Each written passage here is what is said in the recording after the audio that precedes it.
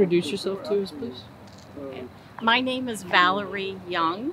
My maiden name is Johnson, and we are here today celebrating Bessie Weatherby, my great-grandmother.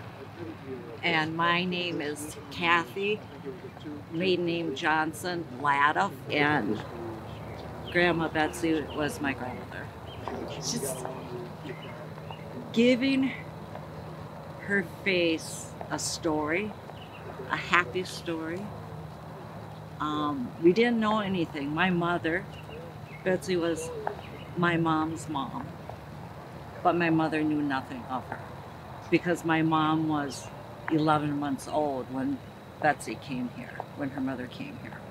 So my mom knew nothing of her mother. And it's only been literally less than a year that we have found her journey in life. And we've been able to define her and be proud, so proud of the life she made for herself. Because when Grandma was here in 1920, you didn't talk about mental illness.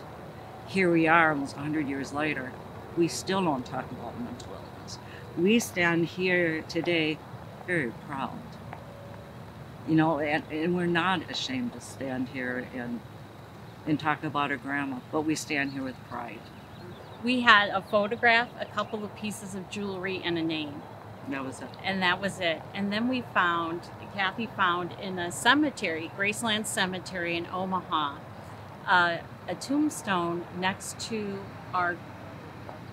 Bessie's mother.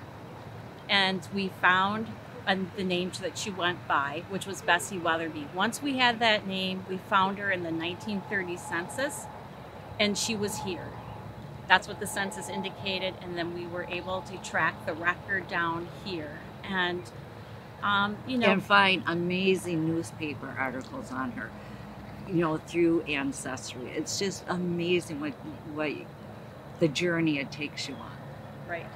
And what I love is the local newspapers and how important they are still today and were, because they documented the comings and goings of people. It was really important. When a train arrived in town, people came, it was reported.